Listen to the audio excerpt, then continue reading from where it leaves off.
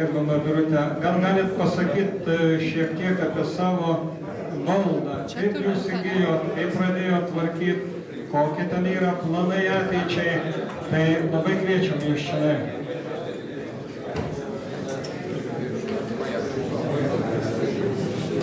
Aš pasistengsiu trumpai, jeigu pavyks, pristatyti savo mišką, kuris pirmiausia turėčiau padėkoti. Aš jaučiuosi mažiausiai prisidėjusi prie šitokio aukšto ir garbingo įvertinimo ir todėl jaučiu pareigą prisiminti ir padėkoti tiems, be kurių šiandieninės šventės nebūtų buvę. Mano padėkų ratas geografiškai labai platus. Nuo Dubysos krantų, kur šiandieninio Dubysos regioninio parko ribose driekėsi mūsų žemės ir 50 hektarų miškas.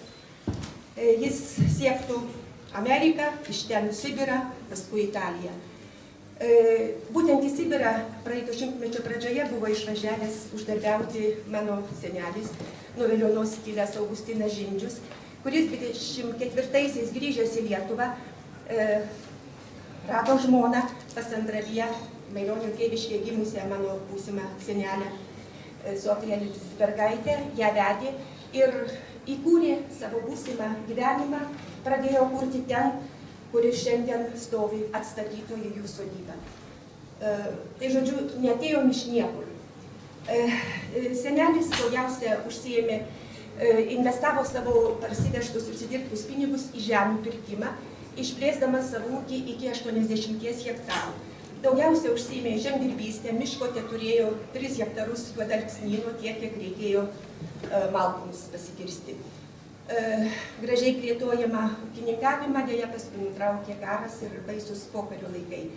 Karo metais, slapstydamiesi nuo karo mūšių, jie išvyko aplinkinius, slapstėsi aplinkiniuose miškuose, paskui grįždami į namus, važiuodami per prastą, pataikė ant minos.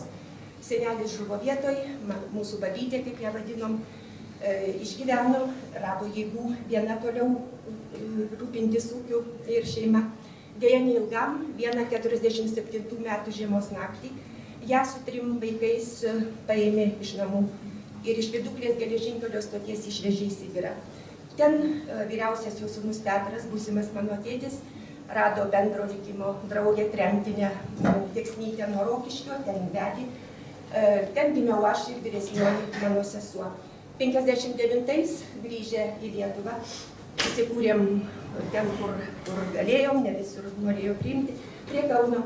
Tėtis nekartą vežė parodyti savo gimtinę su liūdesiu, sakydamas, kad sunkiai bet pažįsta ją apleistais lautais ir apžėlusiais krūmynais. Aš per tą laiką baigiau mokyklą, o mokydamasi, studijuodama lituanistiką Vilniaus universitete, susipažinau su lietuvių kalbos čia atvažiavusiu mokytis kalbininkų iš Italijos Gvidu Mikeliniu. Pažintis baigėsi vedybomis ir 84-ais išvykau gyventi į Italiją. Netrukus prasidėjo didieji istoriniai pokyčiai, sąjūdis, nepriklausomybės atgavimas, konfiskuotų žemių grąžinimai. Mano vyras jau spėjęs pamatyti ir įsimylėti Maironio dainuotus Dubysos šlaitus, entuziastingai palaikė mano tėtės viziją susigrąžinti gimtinę, pasižadėdamas finansuoti jos atstatymą ir išlaikymą. Taip žemės po 97-ųjų buvo grąžintos ir apiformintos mano vardu. Pusė iš jų, apie 40 hektarų, buvo miško, savaiminio daugiausia miško. Vėliau vyras, sekdamas tėtės patarimu, nutarė apsodinti ir dalį žemėje netinkamų plotų miškų. Čia mums prireikė vietinių specialistų pagalbos. Taip, likimas mums lėmė susipažinti su vietiniu girininku Nerijumi Sutkevičiumi, be kurio pagalbos ir konsultacijų mes nebūtume šiandieninio apdovanojimo gavę, kuriam tikrai labiausiai esame dėkinga už visą konsultaciją ir pastovią paramą. Tais metais apsodinom apie 10 hektarų, taip darėm savais pinigais. Vėliau pasinaudojom ir Europos Sąjungos finansavimu. Dar apie 1,5 hektaro pasodinom ąžuolais ir beržais.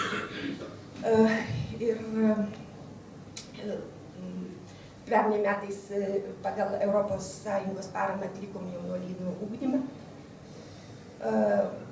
Ir baigdama dar trumpai noriu pasidžiaugti ir savo vyro, šiandien negalėjusio atvykti, bet labai dėkingo ir labai apsidžiaugusio šituo apdovanojimu. Galbūt sunku būtų ir įsivaizduoti, kad mano vyras, Parmos universiteto profesorius, Lietuvos Respublikos habilituotų mokslų daktaras, Mokslo akademijos užsienio narys, augęs mieste ir miško augalų pasaulį, pirmiausia, teoriškai pažinęs iš paties italų kalbą išversto Baranausko Nykščių šilelio. Vasaromis tampa paprastu miško darbininku, kai grįžęs į savo statytą dobysą, bėga, skuba į savo miškus, apsiginklavęs kardais ir mačetėmis ir visokiais, kerta šakas, valo linijas ir daro kažką, ką jis tik pats supranta. Ir perduodama jo, sužinojęs apie šitą apdovanojimą, tarp kitko juo apsidžiaugė tikrai labiau negu gautuoju Gedimino ordinu ir kitais medaliais. Ir jo vardu dėkoju visiems už kantrybę, besiklausant. Ir kviečiu tada apsilankyti ir pamatyti mūsų sodybą ir tą ūkį. Planuojam tą susitikimą, kada tai Liepos 19, kada kam bus patogu. Labai lauksim. O jeigu ką domina tokie ūkiškesni miško tvarkymo, sodinimo dalykai, tai reikėtų pasikalbėti su mūsų patikėtiniu Neriju, kuriam mes esame tikrai labai dėkingi. Ačiū. Gerbiamas Dariuko, ačiū labai. Mes pas Vladislavo Petrausko šeimą, tai šnekėjom, kad tas romantizmas, galbūt ne vien tik tai miškininkavime, bet požiūrį į gyvenimą ir tėvynės meilę nuspindėjo ne tik tai iš jo pačio, bet ir iš visos šeimos. Ir aš dabar klausydamas jūsų, Birute, aš taip supratau, kad tas su kaupu netgi šitą lygį verčia net daugiau yra jūsų šeimoje.